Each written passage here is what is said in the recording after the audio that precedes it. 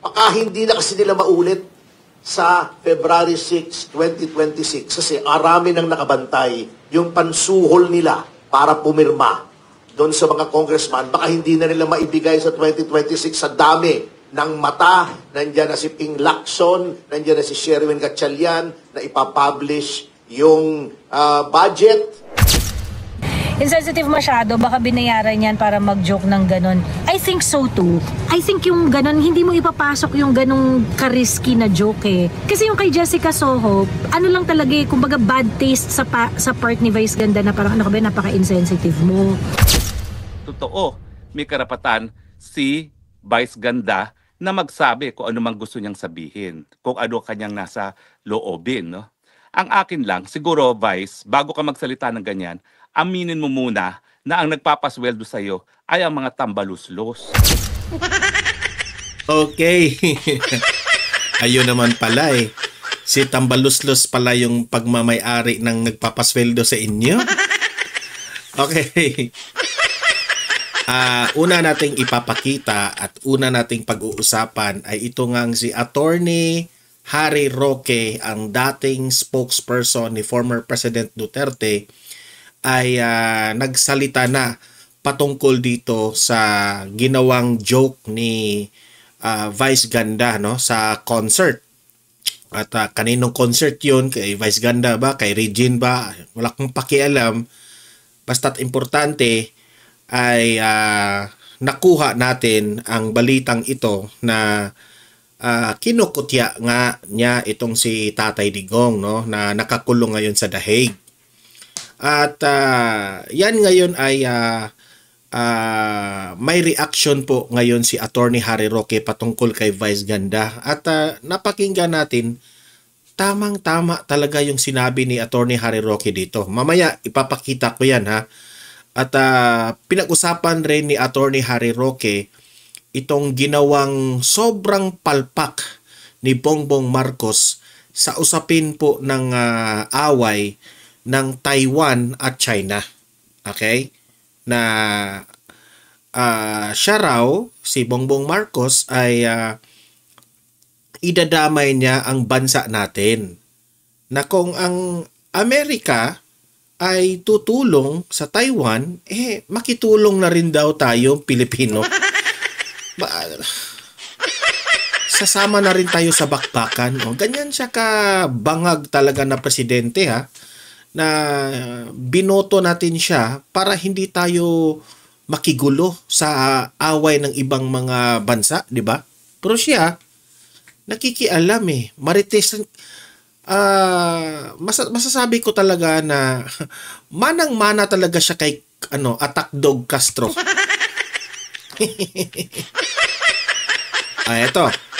Itong pangalawa nating pag-uusapan naman ay si Joey Cruz, itong kaibigan natin na vlogger, ay nagko-comment na siya patungkol dito kay Vice Ganda, ang joke ni Vice Ganda, which is my point rin naman itong si Ma'am Joey.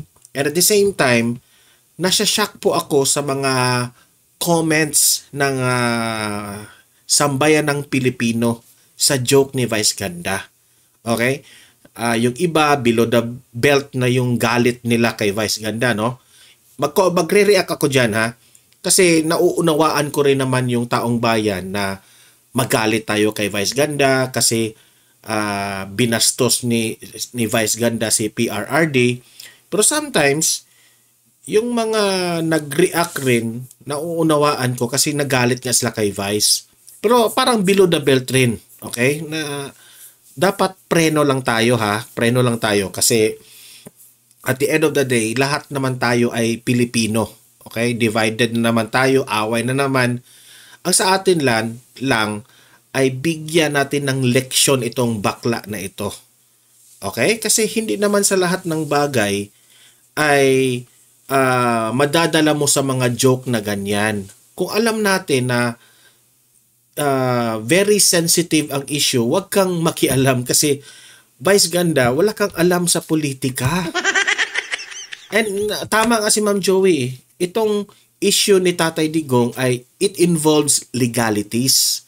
Marami pong nangyaring nilabag ng gobyernong ito patungkol dito kay Tatay Digong. Pero dahil sa joke mong yan, parang ni-normalize mo na okay lang yung ginawa ng yan ng isang Pilipino dinala doon sa dahig. Parang ganyan ba ang datingan? Kasi binibiro mo eh. Diba? Mamaya pag-usapan natin yan. Ang punto ni Ma'am Joey, pakinggan natin, which is tumpak na tumpak. At higit sa lahat, last but not the least, pag-uusapan natin itong press conference ni Nato Pasio, Congressman Ungab at itong si Mayor Magalong patungkol po sa mga kabalastugan ng ginagawa ng mga kongresista natin ngayon. Okay? Yung mga insertion sa budget na ay nako, mga kapal ng mukha. Tapos pag-uusapan rin natin itong si Mayor Magalong, no, na medyo may binuking siya na mga gawain ng mga kongresista at ano ang gagawin ni Congressman Ungab, no, sa susunod ng national budget, no. So yun po ang mga pag-uusapan nila dyan sa press conference na yan at nakakashock po yung mga revelasyon sa mga natuklasan nila. Okay, mamaya ipaparinig natin yan. Pero guys, bago ang lahat, help me po muna na i-like at saka i-share itong video na ito para guys kakalat ito sa taong bayan. Okay? Sabay-sabay muna tayong mag-like and share sa Donmar TV. Itong video na ito, like and share. 1, 2, 3, go! Okay, naka-like and share na ba lahat? And also guys, sa mga bago pa lang dito sa aking channel, mag-subscribe na po kayo para lagi kayong updated sa ating mga balita. And at the same time, yung mga cellphone ninyo, ma-notify yan kung meron tayong breaking news, bagong uploads, o kung nagla-live ang ating channel. Ma-notify kayo lahat dyan. Kaya mahalaga po na mag-subscribe tayo sa Donmar TV. 1, 2, 3, go! Ayan, nakasubscribe na ba lahat? Okay. So, ayan, i-play natin kaagad itong video ni Attorney Harry Roque sa kanyang reaction kay BBM, no? Patungkol dito sa away ng Taiwan at China. At ano ang masasabi ni Attorney Harry Roque dito sa joke ni Vice Ganda. Okay, Attorney Harry Roque, pasok. Pero ngayon po, nakaw, pag-usapan na naman po natin ang mga deklarasyon ni Junior. Unang-una, ang sabi ni Junior, wala tayong magagawa, makakaladkad tayo sa gulo. Hindi tayo pwede maging neutral kapag nagkagulo dahil sa Taiwan. Naku, ano ba naman pong nakain niyang ating Junior na yan? Hindi ba niya naintindihan na sarili niyang ama ang nagpasimuno ng One China Policy, nang binuksan ng One China Policy at nagkaroon ng diplomatic relations sa panig ng China at ng Pilipinas.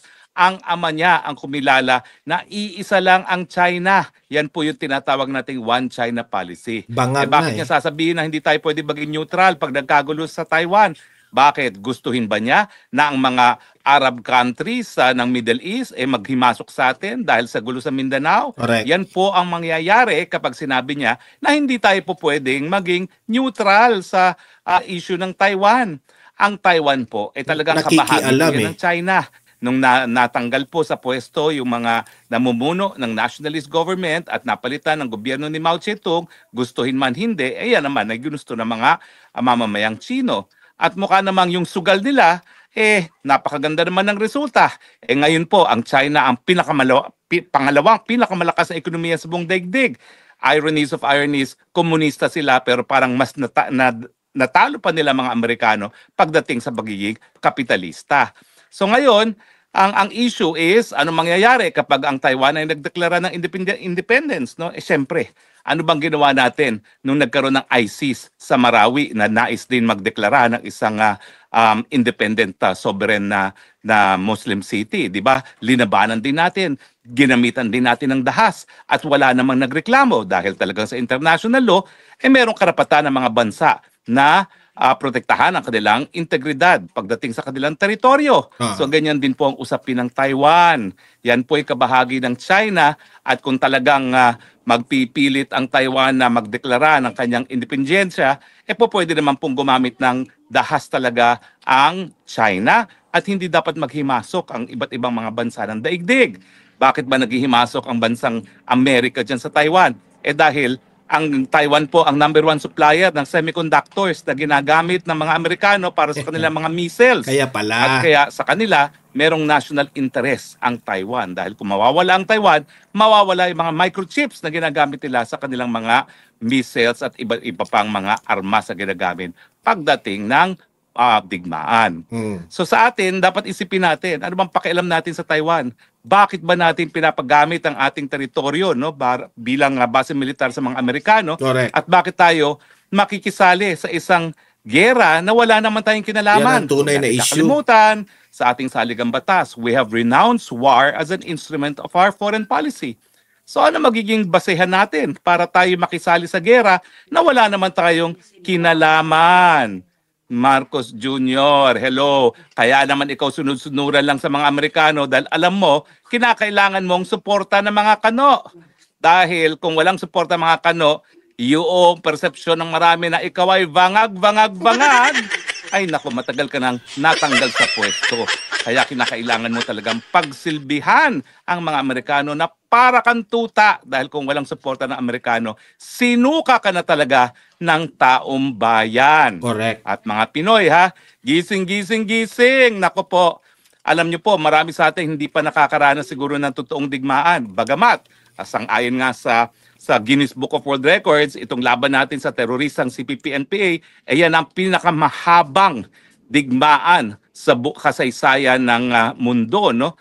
Pero pagdating naman sa international armed conflict, nako, wag natin kakalimutan nung pangalawang pandaigdigang digmaan, ang Pilipinas ang pangalawang pinaka-napulbos na lugar sa daigdig matapos lamang ang Warsaw. Gugustuhin ba naman natin yan uli na wala naman tayong interest talaga na ipaglaban ng pagiging independyente na bansang Taiwan na talaga namang kabahagi ng iisang China lamang? Di ba? Bakit naman tayo magbubuwis ng buhay Pilipino para sa mga Taiwanese na wala naman tayong pakialam, no? Dahil sila man talaga ay kabahagi ng China. Pero hindi lang po yan ang naging deklarasyon ni Junior nitong nakalipas na linggo na hindi raw tayo po pwedeng maging neutral. Abay, sinabi niya uli, wala daw siyang kinalaman sa impeachment. At ang sabi niya, yung desisyon ng Korte Suprema, hindi naman daw inabsulto si Inday Sara sa kahit anong maling gawain. Well, Junior, ano ka ba? Tingin mo ba kami mga tanga na maniniwala na walang kinalaman dun sa impeachment? Unang-unang nanguna sa pagpirma sa impeachment na labang kay VP Sara, sarili mong anak. So parang, huwag mo nang insultuhin yung aming intelihensya, Alam namin na ikaw talagang nasa likod niyang impeachment na yan. Correct. Dahil kung hindi ikaw, hindi unang-una yung anak mong pipirma, no? At saka siyempre, yung tapang ng loob ng pinsang buo mo na si Tambaluslos na patanggal siya, Inday Sara Duterte, kung talagang ikaw ay tumututol, hindi naman niya magpupumilit. Nagpupumilit yan dahil alam nila na gusto mo talagang matanggal din ang Inday Sara Duterte. Correct, Dahil correct. gusto mo nga na maibalik na naman ang Marcos forever. Plastic. Tigil na yung pagsisinungaling dahil nakakabusit na yan. Nakakainsulto na. Kung akala mo ay maniniwala kami sa mga Nakakabangag. kasinungalingan mo. No?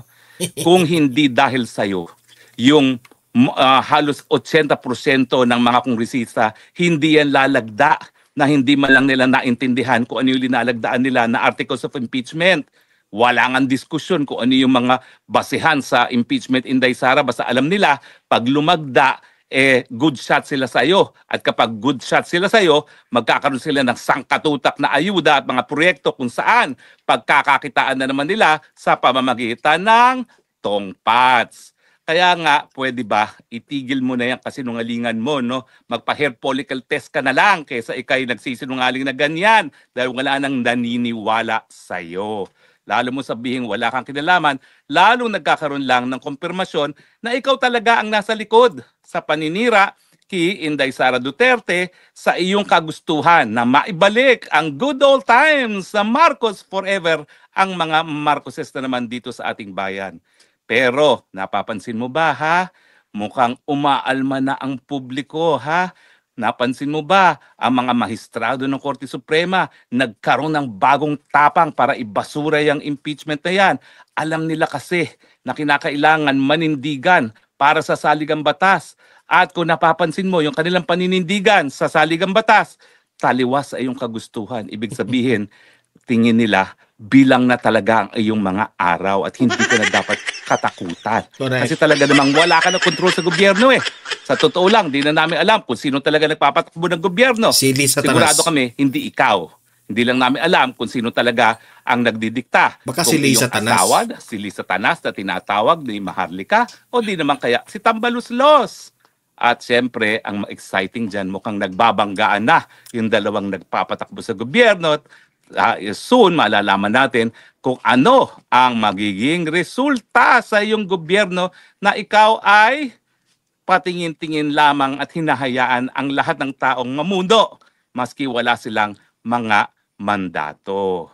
So again ha, ang aking paalala sa iyo, wag na wag mong isipin na naniniwala pa ang taong bayan sa iyong kasinungalingan. Alam namin, ikaw at ikaw pa rin ang nasa likod ng pagtatangka na pagtanggal kay Inday Sara Duterte. Exactly. Maiba naman tayo. Itong si komedyanting Vice Ganda. Ayun, nag-joke na naman. No? Ito na. At binuhay niya yung jet ski na sinabi ni Tatay Digong nung kampanya na pupunta siya doon sa mga Chino in a jet ski at paalisin sila dahil ang inaangkin nila ay teritoryo ng Pilipinas. At sinabi pa nitong Vice Ganda, win a one-trip jet ski ticket to The Hague. Well, alam nyo, matagal na ako naninindigan sa karapatan ng malayang pananalita. Totoo, may karapatan si Vice Ganda na magsabi kung ano mang gusto niyang sabihin, kung ano kanyang nasa loobin. No? Ang akin lang, siguro Vice, bago ka magsalita ng ganyan, aminin mo muna na ang nagpapasweldo sa iyo ay ang mga tambaluslos. Aray ko. Yung kumpanya kung saan may ere yung programa, pag-aari na ngayon ni Tambaluslos. Aray ko. Dapat sana meron ka man lang disclosure. Booking ka para dito. naman malaman ng taong bayan kung saan ka nanggagaling, kung saan nanggagaling yung mga galit na meron ka laban kay PRRD. Na ang kabuhayan mo nakasalalay ngayon kay Tambaluslos. Pag kanya kasi merong disclosure, maintindihan namin kung saan nanggagaling yung ganyang, ewan ko ba, yung galit na hindi namin maintindihan na ano bang ginawa sa iyo ni Tatay Digong. Naalala namin nung in-interview mo si Tatay Digong nung presidency siya, hangang-hanga ka. Alam ko sa akin, hit na hit mo ako, pero alam ko na naman yun, no? Wala naman akong pakialam sa'yo. No? Pero nung ikaw ay nag-interview kay Tatay Digong, hangang-hanga ka sa kanya, tapos ngayon kung ano-anong sinasabi mo. Alam mo kasi tayo mga Pilipino, kapag isang tao ay nakadapa na, hindi na sinisipa, Vice Ganda. Correct. Ang ginawa mo, nasa sahig na si Tatay Digong, nandun na, nakakulong na, 80 anyos, mamamatay na ata sa kulungan, sinisipa-sipa mo pa. Grabe. Anong kaligayahan ang nakukuha mo sa ganyang gawain? Bastos. Hindi ba dapat kung hindi mo siya po pwedeng sabihin na mangganda, tumahimik ka na lang. Ang gusto mo ba talaga tirisin pa yung tao na nakakulong na at 80 years old? At kung sa tingin mo na natutuwa ang taong bayan, naku, ang Pilipino hindi ganyan. Ewan ko kung pareho tayo ng karanasan sa paglaki sa Pilipinas. No? Pero hindi kasi natutuwa ang taong bayan na nakadapa na yung tao, sinisipa-sipa mo pa. Well, magdasal ka na lang na palaging nakadapa yang si Tatay Digong at ang mga supporters si Tatay Digong. Huwag mong kakalimutan, bilog ang daigdig. Correct. At pag yan ay bumalik sa'yo, sana, maalala naman ng mga supporters ni Tatay Digong na may puso sila na kapag ikaw ay nakadarapa, hindi ka namin sisipain. Dahil sa ngayon po, yan talagang damdamin ng mga nagmamahal kay Tatay Digong. Kinakailangan talaga, ipagdasal na lang po ang kalagayan ni Tatay Digong habang siya ay nakakulong. And the last thing na gusto namin makita ay isang gaya mo na tatapakan pa at sisipain pa. Pero anyway, kung kaligayahan mo yan, okay lang naman siguro. Bahala ka. Bahala tayo, kanya-kanyang kaligayahan. Pero sa amin lang, that was in utter bad taste. Correct. Well, of course, hindi ka naman talaga icon of good taste, no? Dahil yan ang iyong brand of humor. Pero sana, ilagay naman sa tama. But anyway, I'm sure mabubwisit lalo sa akin si Vice Ganda. Okay lang yan dahil wala namang maganda sinabi sa akin si Vice Ganda, no? Pero sa akin, sinasabi ko lang. Actually, si Vice Ganda, no? Nagpapatawa siya gamit ang ibang tao na sinasaktan niya. Nakakahiya ka, Vice? Sa loobin ng mga Pilipino na ang taong nakadapa na hindi na dapat sinisipa pa. Anyway, hindi na po ako magtatagal dahil patuloy po ang aming selebrasyon sa birthday ni... Okay, so yun po ang reaction ni Attorney Harry Roque dyan sa kabayo na Vice na yan. Okay? O, punta naman tayo dito. Ano ang reaksyon nitong magaling na vlogger na si Ma'am Joey Cruz, no? Patungkol rin dito sa joke ni Vice Ganda. O, eto. Ma'am Joey, pasok. Insensitive masyado, baka binayaran yan para mag-joke ng ganun. I think so too. I think yung ganun, hindi mo ipapasok yung ganung ka-risky na joke eh. Not unless paid. And kung mapapatunayan na paid yun, na paid insertion, yung ganung klaseng joke ni Vice Ganda, Baka I think binayaran. it's even worse. Nothing beats a jet ski holiday. Right now, from Manila to West Philippine Sea via Jetson. Get unlimited water bonding from Chinese vessels and free trip to the Actually, by corny siya. ICC. Promo applies to EDS only. Big allowance and BBMs are prohibited. Huwag niyo akong subukan, mga putang inay. Diba? Bastos. And kung matatandaan ninyo, dati may mga negative comment rin siya kay PRRD noon. Pagkatapos, nag-concert siya sa Dubai. Tapos na-cancel yung concert niya sa Dubai. Kasi talagang na-high blood yung mga OFW sa kanya sa kakahiya. Dubai. Tasteless yung joke, no? O mga DDS, sundan nyo na si tatay nyo sa hig, ganyan-ganyan. Pakulong na rin kayo doon. Ganun yung dating eh, di ba? Bayan for sure, nasa script yan. Ano ba ina-expect natin sa isang endorser ng sugal? Pera-pera Correct. lang. Dalawa sa pinakamalaking dahilan sa pagkapangit ng buhay, sugal at droga. Wala akong kilalang nagsugal na pagkatapos ng lahat ay ang ganda-ganda ng buhay. Just like GameZone, our choice of table game in the Philippines. It's easy to use and play. At in fair, malaki ang chance mong manalo. Anong ganda ang meron sa GameZone? Bakit nakonvince sila ako? Well, Utot mo. maganda ang bigayan dito. Kinain mo rin. Maintindihan mo naman Kinain kasi mo rin yung mga sinabi mo, Vice. yung mga artista na nagpaparody, ganyan-ganyan. But the situation of PRRD involves a lot of issues on legality, like respecting human rights, respecting the constitutional rights of PRRD, yung mga ganung bang etos. Jessica Soho level yung joke ni Kabayo, basura. I think it's worse pa nga eh. Well, oo, to certain extent, hindi mo naman kailangan gustuhin si PRRD.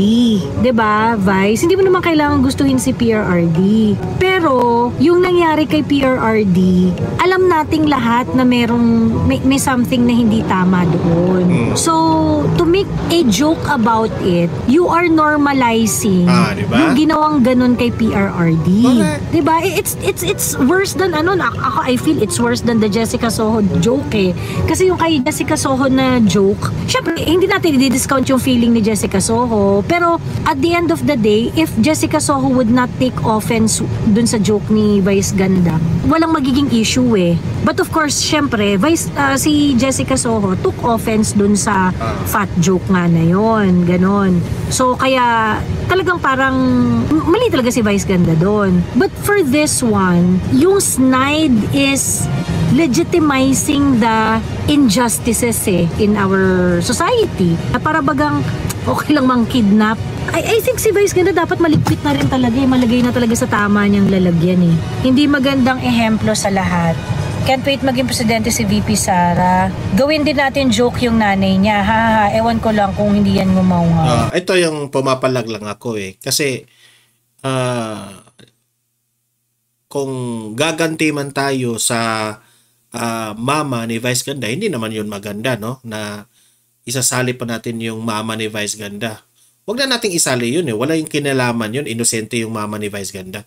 Yun lang sa akin. Ang tirahin natin, yung kabayo. Totoo. Pag panahon natin gumante, please remember, no mercy. Sabi ni Ate Che. insensitive masyado, baka binayaran yan para mag-joke ng ganon. I think so too.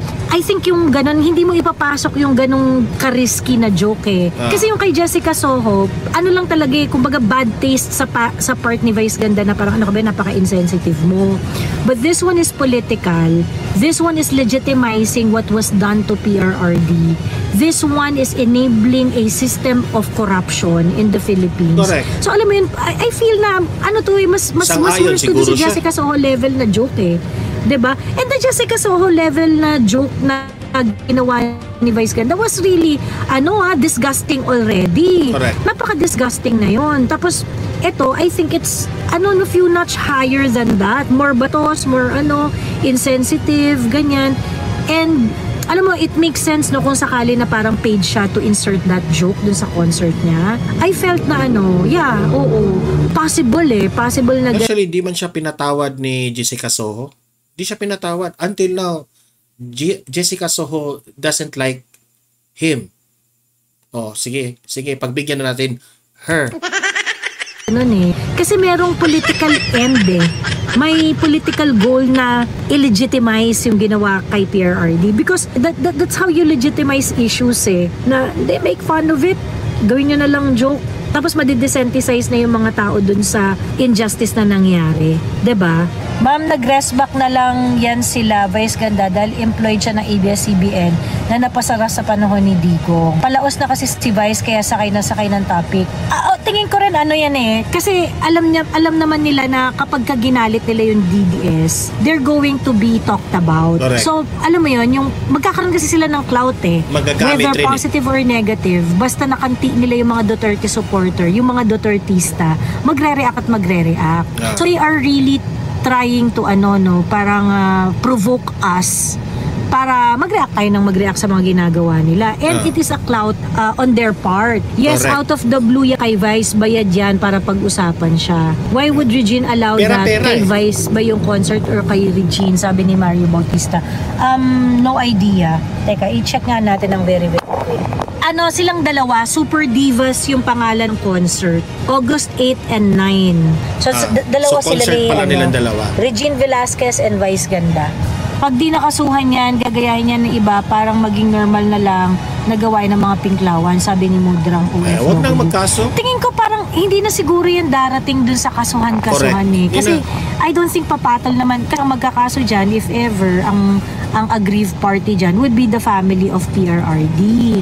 So, I don't think darating tayo dun sa puntong magkakasuhan or offensive lang talaga yung ginawa ni Vice. And I think if we want to put Vice Ganda in his proper place, ang dun, masasaktan dun si Vice kapag binoykot siya ng mga DDS. So sa part ni Regine dapat may say rin siya dyan eh. Kasi stage nila yun eh. Shared stage nila.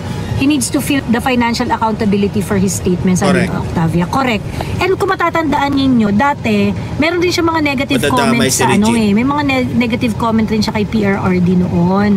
Pagkatapos, nag-concert siya sa Dubai. Tapos na-cancel yung concert niya sa Dubai. Kasi talagang na-high blood yung mga OFW sa kanya sa Dubai. Dapat reaction natin is boycott his makeup line and products. Correct. Ang dun sa page ni... Ito yung mga products niya yung mga endorsement niya. Sante Bar Game Zone, CDO Fantastic Tocino, Lux Skin Beauty Talks, Shopee, Liana Oral Sunblock. Boycott yan. Tapos brand own brand niya, Vice Cosmetics. Vice Comedy Club, which is a comedy Vice bar. Cosmetics, Vice bakla ka niyan. Blockbuster. Wala rin pala siyang masyadong endorsement. Konti lang rin pala. Yung CDO Fantastic Tocino, ayan, masakit yan. Tsaka yung Vice Cosmetics. Kidnapping is a joke to him, sabi ni Light. Yun nga eh. Kaya nga sabi ko, itong ginawa nito ni Vice is worse than the Jessica Soho joke. Kasi, ito ine-enable niya yung injustice eh. Oh, limited for DTS only, ganyan. Aside from the insensitivity, of course, hindi naman basta-basta na-o-offend ang mga Duterte eh, 'di ba? Hindi naman basta-basta na-o-offend ng mga Duterte. Ang hinihintay ko dito pag marinig ito ni Topacio. Baka may gagawin si Topacio ba? But the action basically tries to normalize kung ano yung mga ginawa kay PRRD na hindi okay lang yan, ganyan. O mga DDS, sundan nyo na si tatay nyo sa hig, ganyan. Pakulong na rin kayo doon. Ganun yung dating di ba? Ang pangit. Isa rin yan si Regine Pink. Oo nga He doesn't see it kasi as kidnapping, Joey. In their minds, PRRD deserves what happened. Sa mata nila, hustisya ang nangyari. Yeah. Probably yun yung and that is sad and that is likely the situation na, or at least what they want to project is that hindi yun injustice, normal yun, ganyan yun yung gusto nilang i-promote. But let's say ganun yung situation na hindi nila nakikita, again, part of your market are Duterte supporters. Correct. Diba? The least thing that you can do is to respect the... Akala sila siguro na mga pinklawan lang ang nanood. Ang daming mga DDS nanood siguro yun sa concert. Duterte supporters. Kaya nga ako yung sa Procter & Gamble. Kasi ang ng iba doon, hindi, ang tawag dito, kawawa na... Ayun nga, balita ko, 20 million raw ang followers ni Vice Ganda sa Facebook. Ngayon ay naging 19 or 18 million na lang daw, nabawasan. Naman huwag niyo i-boycott kasi ang maapektuhan yan yung mga employees, ganyan. Parang,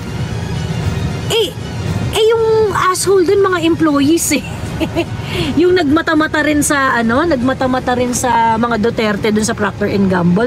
Mga employees din yun We really have to assert na parang pinagkakakitaan nyo kami, diba? When you sell your products, part of the buyers ay kami. And hindi naman namin sinasabi na kampihan nyo kami.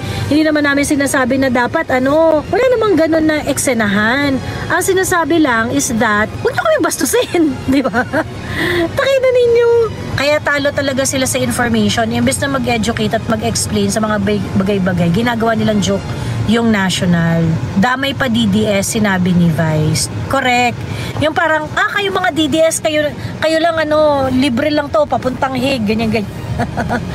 Mga DDS lang yung pwede, yung mga Pinklawan and BBM are not trying to be witty, Pink din kasi audience kaya ayun sila talaga nagkatuwaan. Nasa sa atin na lang yon kung mapapaapekto tayo sa mga kabobohan nila, sabi ni Nevermind. Correct. Tama. Pero, ayun nga pinagtawanan nyo kami, ginagawa nyo kaming script sa mga stand-up ninyo, tangina, diba? Huwag natin bilhin yung produkto nila. Huwag natin bilhin yung produkto nila para maranasan nila yung bagsik ng wallet natin. Diba? Pinapangalandakan lang nila ang pighati at pagkabigo nilang mga asal imburnal. Democracy kasi kaya hayaan nyo na lang. Pag nategi ang nanay niya, doon na lang tayo bumawi. Kaya di kami nanonood ng mga Vice movie at show. Wag niyong, ako mismo ang magsabi sa inyo, wag niyong idabay ang mother ni Vice Ganda. Okay, hindi yan maganda. Okay, ako na mismo. Kasi po, inosente, walang kinalaman po ang mother ni Vice Ganda dito. Okay? Ang sa akin lang, inisip sana yan ni Vice, matanda na si Tatay Digong, no? So, be sensitive on that, Vice Ganda. Kasi namamahiya lang naman siya, nagpapatawa. Actually, parang meron siyang meron siyang wit before But I think sobrang parang as time goes by, force na yung mga pagpapatawa niya. Yung it's not funny anymore. Parang sobrang one trick pony rin siya, Sa mga friends nga niya, wala rin yan respeto, kaya iniiwasan na yan ni MC at Lassie, na friend niya ng 25 years. May issue pa nga sa kanya na di ba? May issue kay Vice na meron siyang mga hindi kinikredit na mga joke writer. Anyway, so yun lang yung kay Vice Ganda, Ako tingin ko the best way. Tama yung agree ako dun sa ibang nagko-comment na we are in a democracy. Everybody can really say what they want to say. So, mabubwisit lang talaga tayo, aasarin lang talaga tayo, ganyan-ganyan. So, even the distasteful na ginawa ni Vice Ganda, wala tayong magagawa. Yun yung trip niya, ganyan. Ngayon, kung gusto natin na maramdaman ni Vice Ganda yung yung lakas natin, the best way to do that is to really to boycott her, to boycott his products. Di ba? Huwag na kayo bumili ng Vice Cosmetics, Diyos ko. Alright. Okay, so yun po ang komentaryo ni Ma'am Joey. At least, marami tayong nakukuha punto doon, ginawa niyang parody yun. Di niya alam na may legalities doon eh. Nagsasabi ng iba, kidnap nga yung interpretasyon ng iba doon sa ginawa ni Tatay Digong. Tapos, ginawa ni Vice Ganda yung joke niya na parang ni-normalize mo ang ganyan. Sana hindi ka na lang nakikialam, 'di ba? Nakialam pa eh. Ito, punta tayo dito kay Topacio naman. Kung Ungab at itong si Mayor Magalong na I really appreciate these people kasi hindi nila tinitigilan ang mga kabalastugang ginagawa ng mga kongresista na ito ng ating bansa. Okay? Ito. Mga heroes natin ngayon. Ito yan. I must admit na hindi po ako competent dito sa pinag-uusapan, but I listened to the privileged speech of Congressman Isidro Ungab twice already. Hindi ko pa rin masyadong maintindihan. It's too technical for me. On the part of my functions lamang as spokesman of the PDP for the impeachment process, tingin ko ngayon naintindihan ko na kung bakit natataranta sila na ituloy itong impeachment. Baka hindi na kasi nila maulit sa February 6, 2026 kasi marami nang nakabantay yung pansuhol nila para pumirma doon sa mga congressman. Baka hindi na nila maibigay sa 2026 sa dami ng mata. Nandiyan na si Ping Lacson, nandiyan na si Sherwin Gatchalian na ipapublish yung budget. Ubos na kayo. Nabuking na ni na congressman, ni Jimmy Bondoc, ni Jigs, yung mga insertion. Nagalit na rin kahit papano, tinablan din after 3 years ang kagalang-galang na Pangulo natin.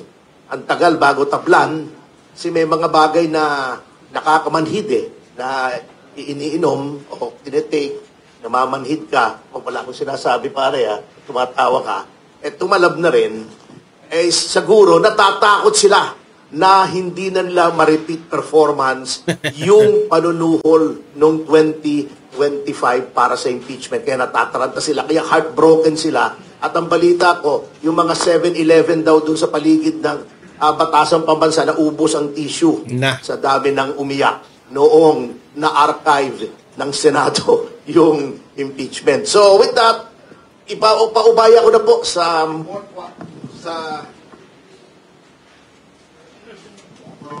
people who are more qualified to discuss these matters. Salamat po. And thank you all for coming. Okay. Bago tayo mag-Q&A, yung lahat magtatanong, paki-state yung identity, pangalan nyo, outlet ha. Thank you. Open na sa Q&A. Sino? Pag-ano na lang po muna. Ito na. Si Sir. Kay Mayor Benji. Sir, si Manny Tupas, Philippine Star.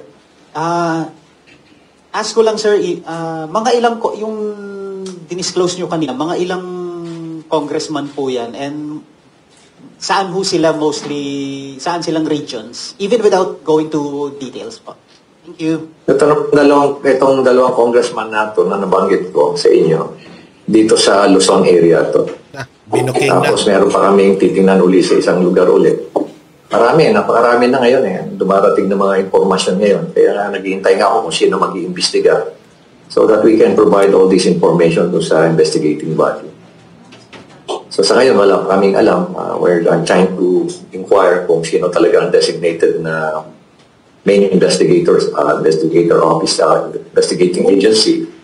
Pero wala pa naman. So naghihintay pa ho kami. Pero marami na ho nagpapadala sa amin ng mga iba't ibang mga informasyon. These are very critical and essential important that would prompt the investigators and at the same time provide them the necessary lead para alam nila kung saan sila, ano yung focus nila. I've done this in the past. Marami sa Luzon investigation dyan sa nasabi ni Magalong. And I was called by President Congressman sa Luzon. At pinatawag niya kami mismo sa Malacanang at talagang verbally dinesignate niya ako as the lead officer, investigating officer dito sa anomalies. And in fact, during our first case, inabot nga kami ng 5 months sa first case pa lang. And we were flooded with a lot of information. Nagulat na lang kami na hindi lang tip of the iceberg eh. Kung baga yung nakakit pa lang namin pala, yung pala yung dulo pa lang ng isang team. At ang dami palang kalokohan yan dito sa buong bansa. Grabe. So, we started in Las Nieves, Agusan. Then we went to Bohol and then Legion 3 area. Pero, we were already flooded with a lot of information. Ganon din ang mangyayari dito sa pan na to eh. Once na nag-umpisa ang investigation, hindi mauubusan ng mga impormasyon ang ating mga investigative agencies. Kaya sana mag-umpisa na talaga yung investigation. Dahil ang nag-iimbestiga, nagulat ako, nag-iimbestiga yung mismong House of Representatives. Para mo sinabi na yung kriminal, imbestigahan mo na lang yung sarili mo, alamin mo pang mga kriminal. Yung kriminal, ang nag-imbestiga sa nila, mga kriminal. Ay, hindi ko naman sinasabi na puro sila, lahat sila dyan. Marami rin dyan, matitino dyan. House of Representatives. Meron mga matitino? Lang sila. Marami kasi may kalokohan dyan. It's about time na talaga we have to deal with them. And we have to deal with them straight. Diretso ana kasi I just came from a meeting sa LCP, League of Cities. And I was the former Secretary General. Talagang maraming lumapit sa akin ng mga mayors. Sinabi nila sa akin talaga na sama talaga ng loob nila talaga sa nangyayari. Grabe. At binanggit nila sa akin yung mga kung sino-sino ng mga politiko, na korap na politiko na pinapagit nila kung mga ginawang kalokohan sa nila. Kakahiya itong administrasyon natin. They're willing to join me kung sakaling patawag man ako sa House of Representatives. Just a follow-up, sir. Yung dalawang congressman na binabanggit nyo, incumbent sila, and do you have an information kung more or less magkano ang kickback nila? Thank you. Incumbent sila. In fact, tatlo na nga yan eh. Nakalimutan ko lang palang banggitin na meron pa pala kami isa. Lahat sila incumbent. At matatakaw. Ay, nako. Kakahiya mga kongresista na yan. Mabubuking yan, ha? Hi, Mayor. Ivy Reyes from Billionario po. Dati rin po akong taga Baguio. I have 2 questions for you, Mayor. First, you ordered a third-party audit on a rock shed along Cannon Road. And when I used to live there, kahit konting ulan lang po, nagla-landslide sa Cannon Road. So, kamusta na po yung infrastructure development sa Cannon Road, sir? Well, that was my proposal doon sa council. Kasi ngayon, nag-withdraw nga ako doon sa nomination because I've been the chairman of the council, yung Bliss Development Authority. Kasi meron na kaming parang MMDA sa Baguio, no? And it lapsed into law in 2021. Unfortunately, for 2 years, almost 3 years, walang pondo. So ngayon pa lang, na-activate yung administration yan, yung executive, yung management ng Bliss Development Authority.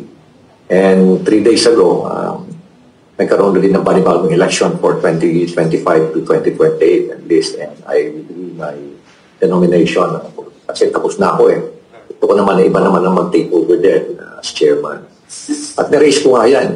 Let's just immediately come up with a third-party audit doon sa body.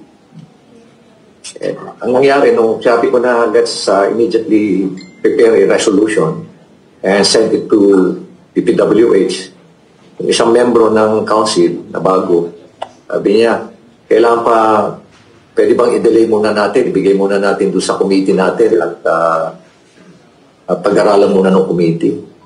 Sabi ko, this is already a sense of we should act on this with a sense of urgency because this is a safety issue and economic issue. Impacted tayo lahat dito. Tapos sabi nung isang membro rin na i-deliberate na lang natin during the induction. So nagkaroon ng induction kahapon, walang deliberation kahapon. So mag 3 weeks na, napakabagal nilang mag-umaksyon. Hindi ko rin alam kung sinong pinoprotektahan nila. Obviously, may pinoprotektahan sila. Ayan ang problema rin sa local government.